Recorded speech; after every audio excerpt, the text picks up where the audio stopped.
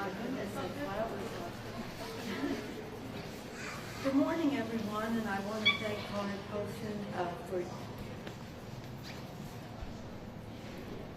for Arcadia Produce for hosting us today. This is a remarkable place. I hope you had a chance to see the force of it all. Small businesses like Arcadia are the lifeblood of the American economy, with their great optimism, entrepreneurialism, and courage. It is a privilege to join so many small business owners and community leaders during this cost of living week in America. All over the country, House Democrats are having events with the community about bringing down the cost of living. That was something the president promised in the campaign, but the exact opposite is happening now.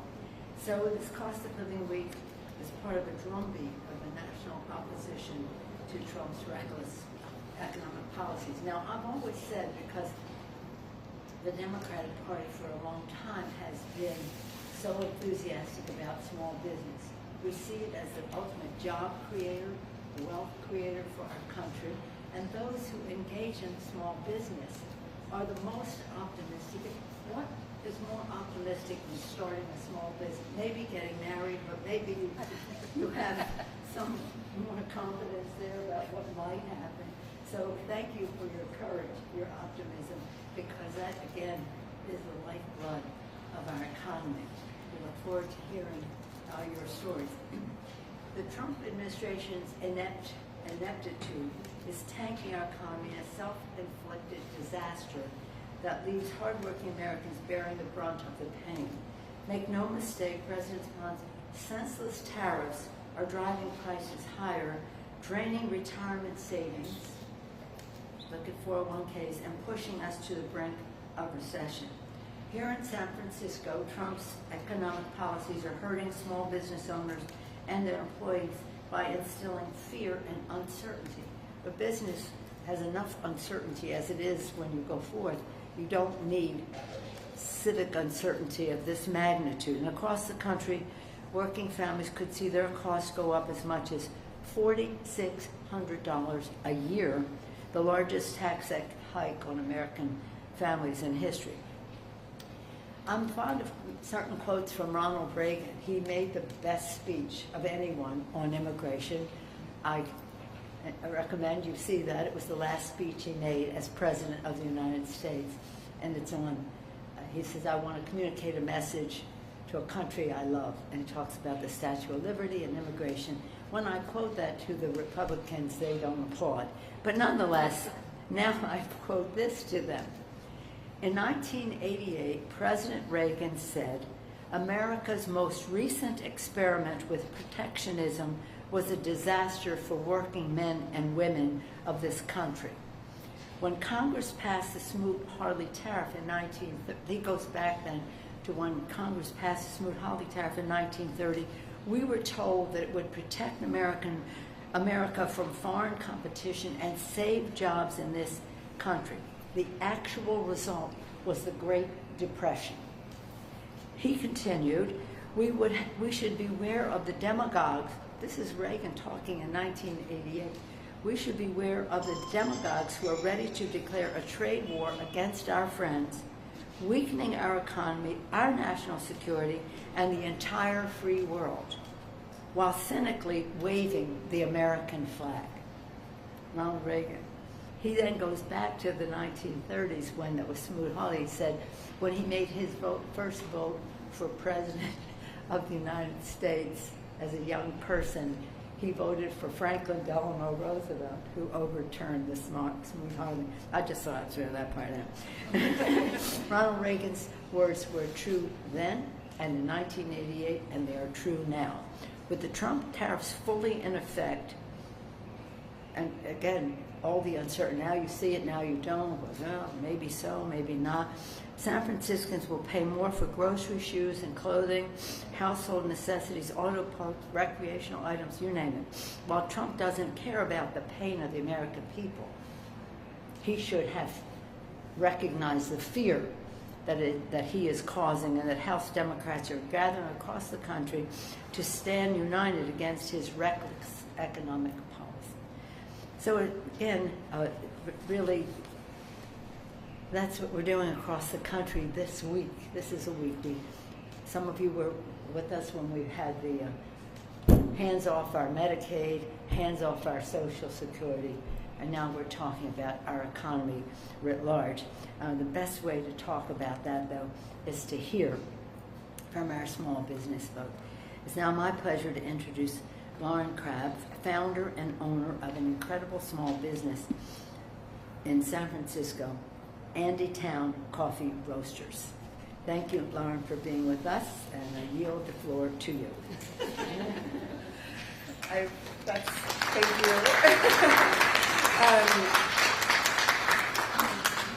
It's an honor to be here, and I'm going to move this mic up a tiny bit. Thank you so much for that introduction, and thank you, Madam Speaker, for inviting me to share my story today. My name is Lauren Crabb, and I'm the co-owner of Andytown Coffee Roasters in the outer Sunset of San Francisco.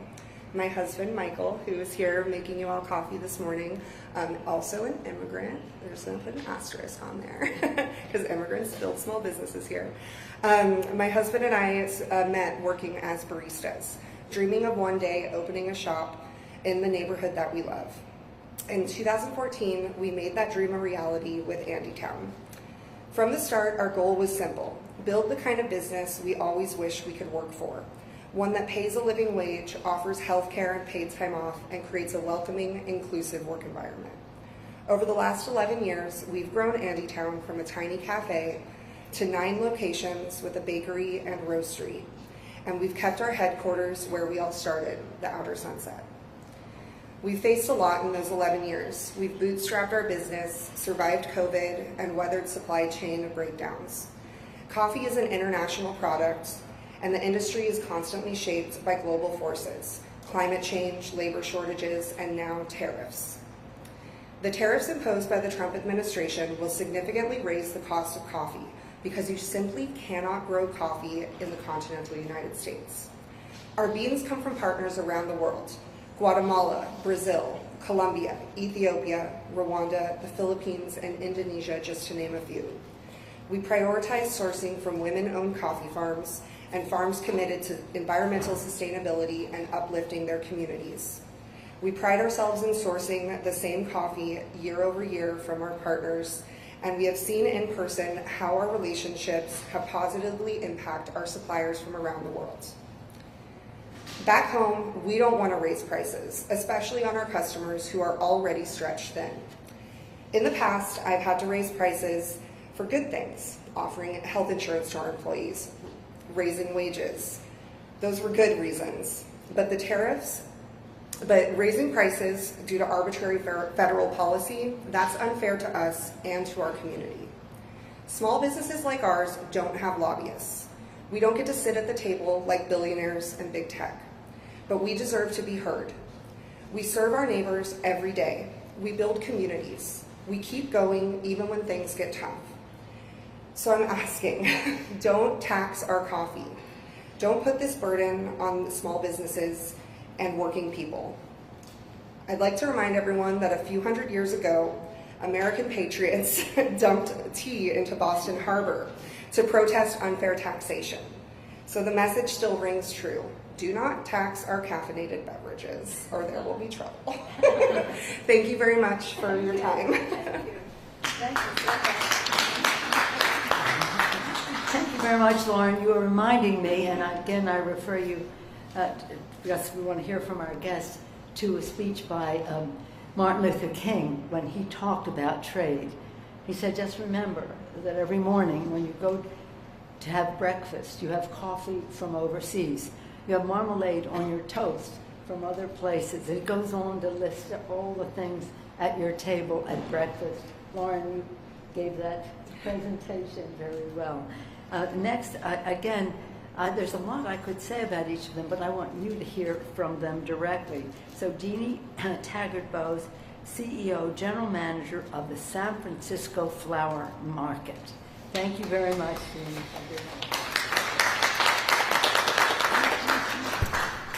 Thank you, Speaker Emerita Pelosi and your team, for spotlighting how cost of living is squeezing small businesses that give San Francisco its heartbeat. I'm Jeannie Taggart-Bowes, Executive Director of the San Francisco Flower Market, now proudly operating as a sister organization to the Produce Market, and we've helped this city bloom for 113 years. We're home to 22 small businesses, supporting 350 blue-collar jobs, and have 4,000 registered buyers in our market who represent small businesses from florists, interior designers, restaurants, hotels, churches, and everything in between. The flower market is more than a place of commerce. It's an anchor institution in a creative and service-based economy that defines San Francisco's identity. In 1970, San Francisco was home to more flower shops and flower stands than any U.S. city. Today, many florists have been priced out of retail spaces and now work in garages or shared warehouses just to survive. However, when the pandemic shut down this city, flowers filled a void, brightening home offices, decorating quiet spaces, and helping people express feelings they could not. When retail reopened, we responded by bringing large-scale floral installations to Union Square, the Castro, West Portal, the Sunset, North Beach, and Union Street, helping revive corridors that were struggling. We helped launch Union Square in Bloom, now going on in Union Square, and worked to revive American Tulip Day, where 80,000 tulips are dispensed to San Franciscans in Union Square, transforming public plazas into joyful flower-filled destinations. San Francisco is a flower-consuming city. Conventions, events, restaurants, weddings, hospitality. Flowers are part of an economic and cultural fabric. But our small businesses are being pushed to the brink. Rising labor and fuel costs, soaring rents, unfair competition from abroad, where flower farms often operate with fewer labor protections and environmental standards. They're making it hard for our businesses to survive, and many aren't.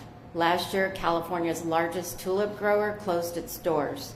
This week, another major flower grower listed their greenhouses for sale and stopped production in our state. There are no carnation growers left in the United States. Of what was once a thriving rose industry, only 3 rose growers are left in the U.S., and one of them is currently for sale. While we haven't yet felt the full impact of new tariffs, importers are preparing to pass those costs on, which will hit our small businesses. But what's really affecting us right now is our current weakening dollar, the unstable exchange rate, driving up the cost of imported flowers and supplies, making it hard for our vendors to plan, price, and stay competitive.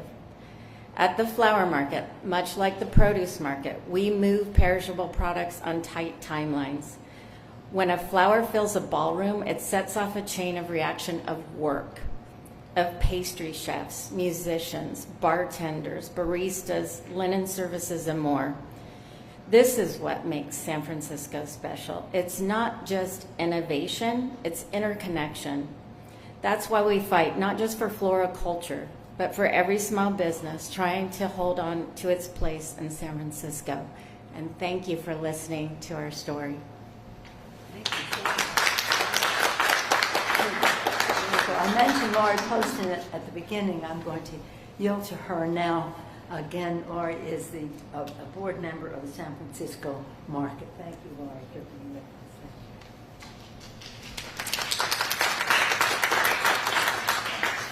On behalf of the Board of Directors, merchants, farmers, and our community partners, we thank you for joining us here today. My name is Laurie Poston, and I am the treasurer of our volunteer Board of Directors. Thank you, Speaker Emerita, for joining us today, and thanks to all of the businesses that are here for this important discussion. An important thank you to Arcadios for welcoming us to this perfect space for this conversation. Thank you. The SF Market is San Francisco's only wholesale produce market and a vital hub for our city's food system. We're home to nearly 18 independent merchants, and together with Arcadios, they work overnight to provide fresh produce, 1 million pounds, to various restaurants, grocers, caterers, schools, and other food-related businesses. We also play a vital role in the Bay Area's food infrastructure. We connect 350 growers over 38 counties to the vital food community of San Francisco. And our award-winning food recovery system, which accounts for the most amount of recovered food in San Francisco, is delivering or redirecting 9 million pounds of quality produce to food insecure Bay Area residents through our partners. So we're very pleased to have you all here today. And again, thank you for joining us. Thank you, Laurie, for your leadership and for your hospitality today. And now it's appropriate, for having heard from Laurie about the San Francisco market, I want to hear more specifically and share with you some of what we saw on our tour. Juana Posadas and Manny Orozco, Juana is the general manager of Arcado Produce. Manny is the co-owner of Arcado Produce. Let's hear from both of you. Thank you very much. Hello everyone, my name is Manuel Orozco. I'm a co-owner with my brother Luis. We started this company as a dream in 2010. With only a few customers. Right now we have more than 300 customers, and we are working basically with restaurants, hotels, caterings, non-profits, senior centers, and schools. Because the amount of customers we have very diversified customers. So our product is sourced from the US the most, but at the same time we need to search for those items out of some other countries to supply what customers need. And we've been having a lot of questions from customers and calls, and Juanita is going to talk a little bit more about that.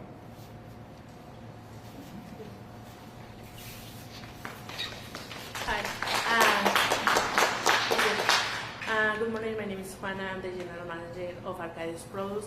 As Manuel Orozco already mentioned, we receive calls from our clients asking about the impact that the small businesses are going to have about the tariffs. So they're a little concerned because they're asking us if the prices are going to increase like so much. They need to figure it out what are they going to put in their menus, if they need to increase the prices because they are worried that their food cost is going to go like super high. So at that moment we don't have the answers for them because we don't know when is this going to take place. Like Manuel mentioned before, in order to supply their needs, we need to get products from different countries to sell them. So they're a little worried. I think everybody's worried because the tariffs are going to impact everyone, not only the small businesses.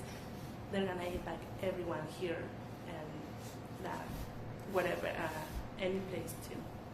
So that's it. Thank you so much. Lana and Manny, tell us the interconnection of it all. Their customers are largely, well, nonprofits, but also restaurants and the rest. And as the economy is impacted by these reckless trade policies, it has an impact across the board. If the restaurants cannot thrive, then the flowers and food and all the rest are affected by this. So now we're going to hear from Kevin Tang. He has a very interesting small business. You have to hear it directly from him. I'm another generation to understand exactly what it is, but I do appreciate it. Thank you, Kevin, for being here. Hello and good morning to everyone. My name is Kevin. I am a co-owner of a small business called Sarong Hello. We are a K-pop store based in San Francisco. We're along Tarival Street. And if you don't know what K-pop is, you've probably heard BTS and Blackpink. So we are a 100% import business. And thank you, Madam Speaker, for having us today and giving us the opportunity to kind of share our story for the small business. Me and my co-owners, Pip and Chess, we started this business back in 2020, right before the pandemic hit. And we had no choice but to push through with the plans of starting our business. We are the first K-pop store based here in Northern California. We're also one of the largest, and I'm pretty sure we've also pioneered a lot of other small businesses to open up their own K-pop store. We decided to start our business with one goal in mind. We wanted to create a safe space for the younger generations to come in, express themselves, feel safe, and just share their love and experience for music. It could be anything, South Korean music, pop music, anything, but we specialize in K-pop. And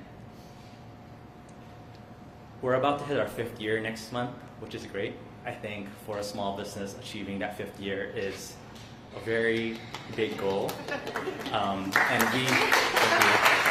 And we personally have been through a lot already, having to start a business during the pandemic, but we also took that as an opportunity to be creative, to put ourselves out there and to basically fill in a lot of shoes that we couldn't at that time. With the whole tariff discussion, even just the mention of tariff, we ourselves have been already affected 100% and right away, because we offer a service where we allow people to pre-order items, pre-order albums, and those things are already prepaid, but with the whole tariff situation, it changed the whole pricing model. And not only does it affect us as a small business, but it also affects our community as well. Our community, as you already know, everyone's stuck in social media, everyone has their phone in their hands, they're on TikTok, Instagram, whatever, consuming all these media. They have also expressed to us about how afraid they are of all the uncertainty, of all the confusion, of just not knowing what to do with their future. And it's difficult for us as business owners, who is that positive force, to continue to be positive, because we ourselves are feeling that fear. And so I know as a small business, it's part of our job to kind of tackle all these challenges, but it is getting a little more difficult as the days go by, and we're taking it a day at a time. But we're not a 9-to-5 business, we're a 24/7 business. And it's not like we can put in our 2 weeks notice to close our business down. It takes months, as we all know. And so I think with all of the uncertainty that's happening right now, we're trying to stay hopeful, we're trying to be creative, and we are hoping for a resolution and an answer, and hopefully seeing that light at the end of the tunnel. Thank you so much for having me. That was wonderful. Now we understand what young people are sensitive to what is happening in the economy. Sarah Razavi, we talked about product, we've talked about music, we've talked about trade and the rest. But essential to small business is financing. And that's what Sarah's going to talk to us about. Working Solutions Community Development Financial Institution. Thank you, Sarah, for making small businesses possible with the trust you place in them. Thank you. Good morning, and thank you so much for this opportunity, Speaker Pelosi. My name is Sarah Razavi, CEO of Working Solutions CDFI, a community lender specializing in small businesses, specifically microloans. We were founded and are headquartered in San Francisco, but serve the entire state. In our work, we witness the daily resilience of entrepreneurs like Kevin and Lauren and Juana and Manuel, who choose to locate their businesses here in San Francisco because they care deeply about the city. San Francisco is a beautiful place with intentions to love and respect all, but it has also always been an expensive place to do business. While we appreciate California and specifically San Francisco's leadership on many employment and small business issues, including base hourly wages, the reality is that the cost of labor and healthcare significantly narrow margins for small businesses operating here.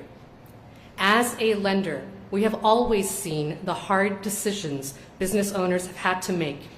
But under the current federal administration, we are witnessing how the volatility from incoherent trade policies is making it even more difficult for businesses. especially the smallest businesses, the startups, the mom and pops that we serve, to make the careful calculations they need to make to survive and to do right by their employees and their customers. Because of the increase in cost of goods and the general cost of living, we see a cascade of hard choices being made by both business owners and consumers. People are foregoing one essential for another. Do they pay the electric bill, or the supplier, or the staff? People are nervous about their and their loved ones' jobs, creating an environment of uncertainty that makes it difficult to sustain both business and livelihoods. The telling indicators of economic hardships are becoming increasingly visible. For example, like many lenders, we're seeing delinquencies tick upwards. When people start missing payments on their cars and lower cost, smaller credit obligations, these are the early warning signs that the economy is not all right. So first, we thank these wonderful entrepreneurs for the dedication to their hometowns across the state and our country, and especially here in San Francisco. And we thank Speaker Pelosi and her colleagues for fighting for the economic policies and the support that our local businesses desperately need and richly deserve. Thank you so much.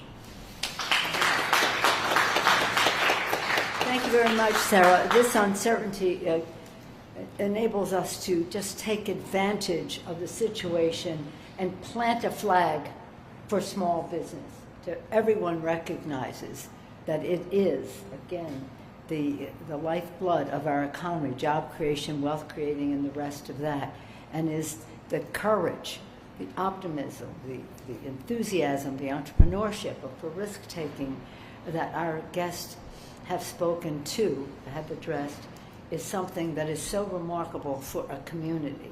So we want the administration to hear the voices of those who are affected, not to tell them about it, but to have the people directly affected tell them about what the uncertainty is doing to business, to small business, and to families who depend on that. With that, we'd be happy to take some questions on this subject. Right? They'll take the hard ones, I'll take the easy ones.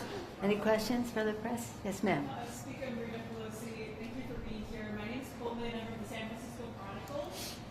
President Trump's administration has less than 90 days to negotiate deals with 75 countries that supply these products that the small businesses are relying on to keep costs low.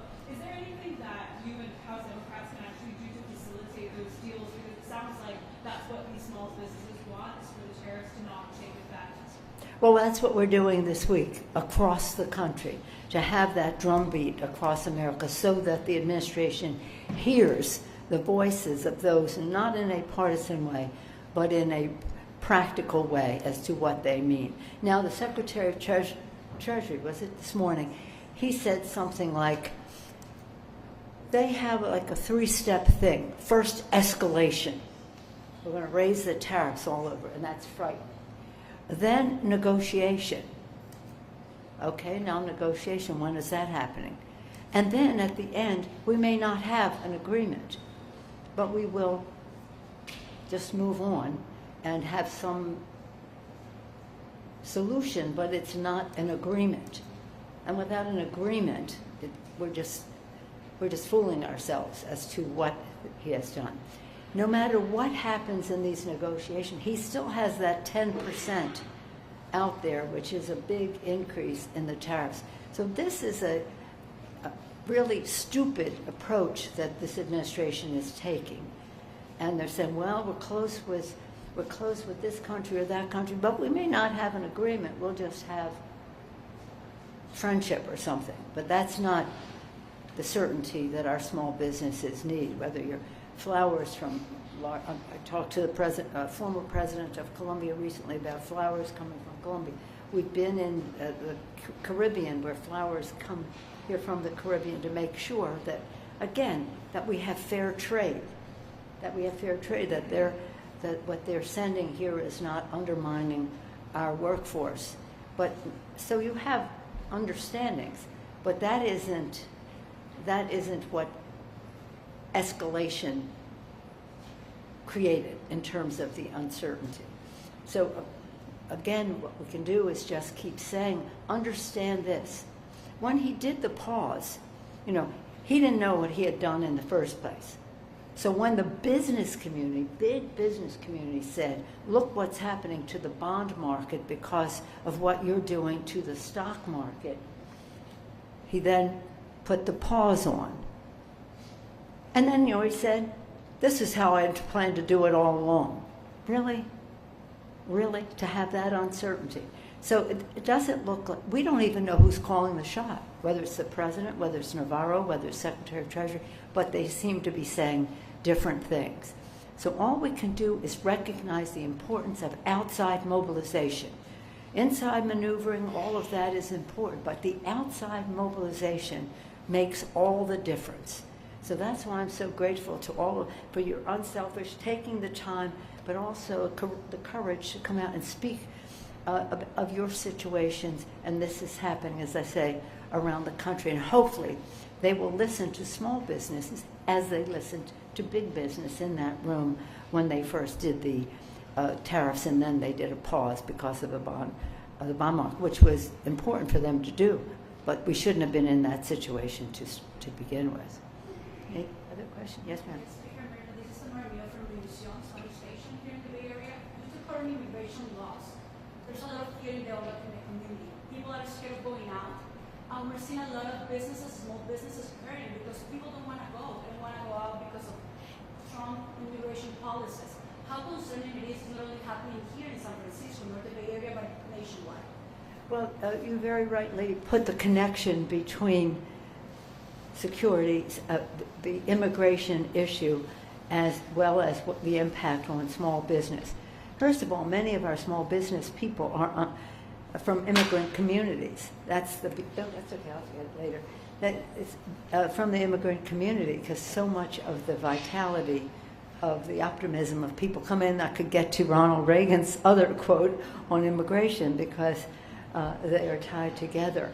But the fight on immigration is one that has to be bipartisan, secure our border, but recognize, I mean, even our children are concerned if they think that officials are going to arrive at their school, even to come to talk about food.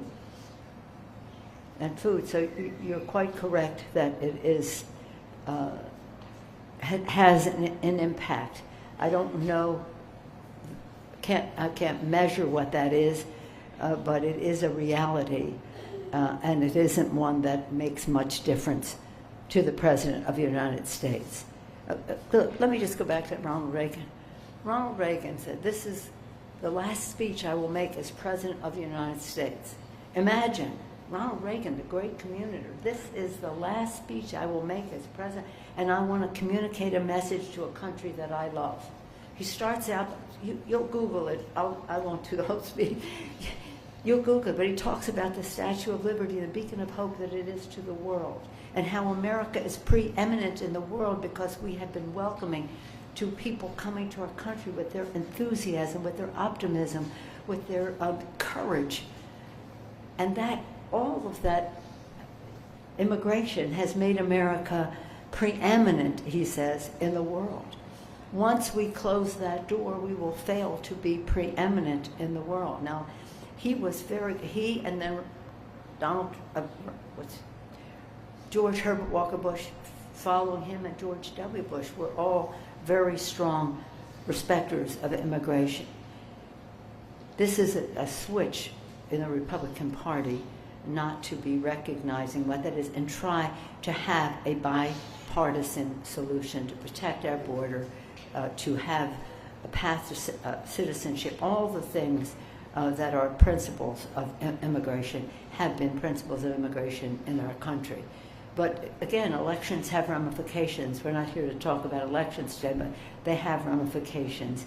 And sadly, if you take the trade and you take the immigration, you take other things, the list is a long one, we have important work to do, and that's what we're doing today, is to make sure they understand that this these tariffs.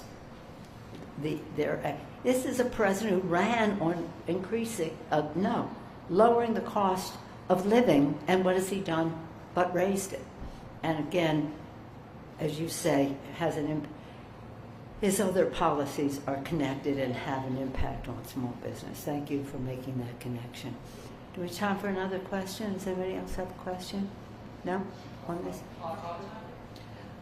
Well, wait a minute. I just want to see if any of our, I'll come back to you, any of our guests have any observations about what we've heard from all these folks.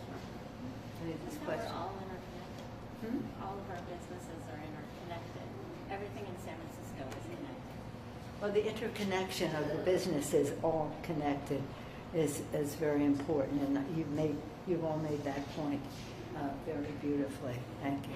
I want to know, how did you name it Andy Town? And Andy Town is a place in Belfast in Ireland where my husband's from. So it's over there. And he came to this country in the late 90s and followed his American dream. And yeah, it's all very interconnected. A connection between immigration and entrepreneurship. Question? Off topic, my friend David Fox. Are you planning on traveling to Rome for the Pope's funeral? And what are your hopes going forward as a new Pope is selected? Oh, let me just say that the planning for the trip to Rome for His Holiness's funeral is something that will be put forth by the leadership in Washington from a security standpoint, and the rest of that we're not really allowed to talk about that. But there's a plan. And of course, as a devout Catholic, I've been taught, and I believe, and my family believes that I grew up in, that the Holy Ghost has an impact on the decision making of the cardinals. There are 136 cardinals. 108 of them were named by Francis. So hopefully there will be people who respect the values that Francis has proposed. But Francis was chosen by cardinals who were selected by Benedict and John Paul. So you just don't know how it will turn out. But we'll be prayerful that the inspiration of the Holy Spirit will dominate the decision making, and that will happen sometime after the burial. Then they'll go into that. So anyone who's seen Conclave or Two Popes or any of that, we feel like we're experts in all of it now. But obviously it's something we'll all be studying, because I had the privilege of meeting with His Holiness on a number of occasions, including the first day when he was inaugurated. That's what I think they call it, inaugurated Pope on the feast of around the feast of Saint Joseph. And as you know, he has the Holy Family is very important to him, and that's why he wants to be buried in the Church of Saint Maria Maggiore in Rome. And he went there before every trip. He went there for the blessing. After every trip, he went there again. So that's what his plans are, what he wrote out that he wants to do. So it's a beautiful story. I'll just close by saying, every time I saw him, whether it was in a meeting just in his office or whatever, he would always say, "Pray for me. Pray for me." He had such humility, and he knew being Pope was a big, a major thing. Pray for me. And I'm like, how can we pray? You pray for us. You got a channel there, and pray for me. But now that this saintly man has gone to heaven, we pray to him. And one last thing is, when I went to see him, I had the privilege of this was, I've seen him with my grandchildren, I've seen him with this, I've seen him in the Capitol, I've seen him, different places. But when I had the actual meeting as Speaker of the House to go there and this or that, it was something very serious. And they told me as I was going in, now, you will be obeying rules that are 400 years old. So you have to do exactly as we say as you go to see His Holiness. And so you will go to the door, he will open the door, and you will then proceed. So I go to the door, he opens the door, and I burst into tears all down my face, just seeing him. Just seeing him. It was just so overwhelming. His reaction, I would burst into tears, he burst into laughter. He just laughed. He said, why are you crying? I said, why are you laughing? They're laughing at me crying. But it was quite, this person was quite overwhelming just to be in his presence. So may he rest in peace. Thank you all so much. Thank you. And thank you for our guests.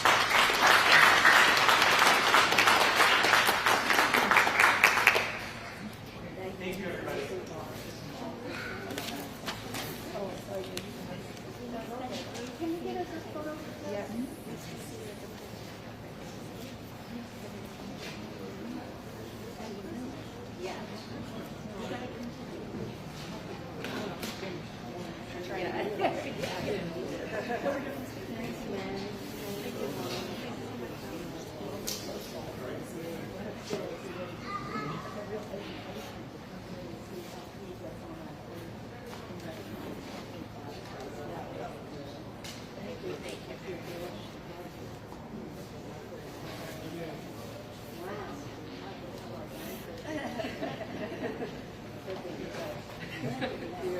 I have some coffee for you. Don't leave until I give you some coffee. It's a beautiful place.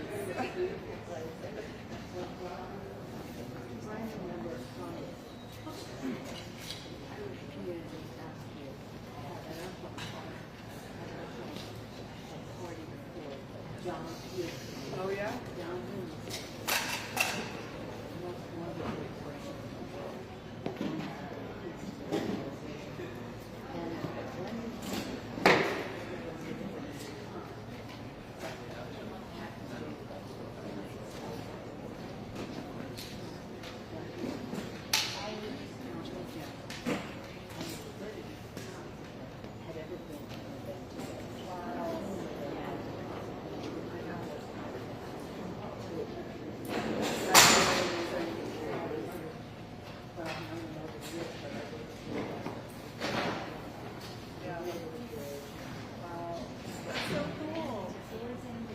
Town's in West Belfast, so it's a primarily Catholic with a working class, and we still have all of our family there.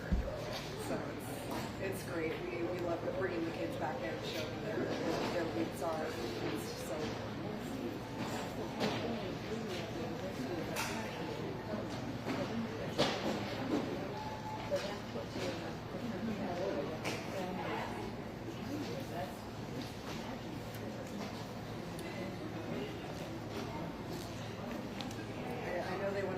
photo.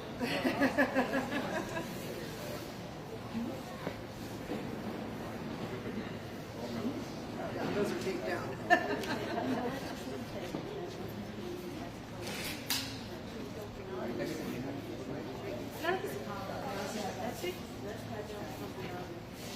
I'll get in the back.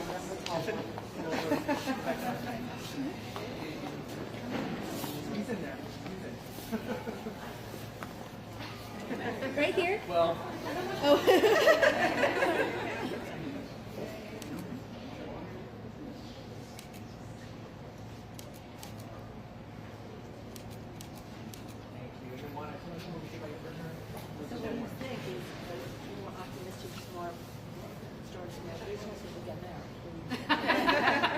Mary, at this point. Right here. Starting a small business with There you go. That's great. 1, 2, 3. That's great. Perfect. Thank you, everybody. Yeah, can I get one?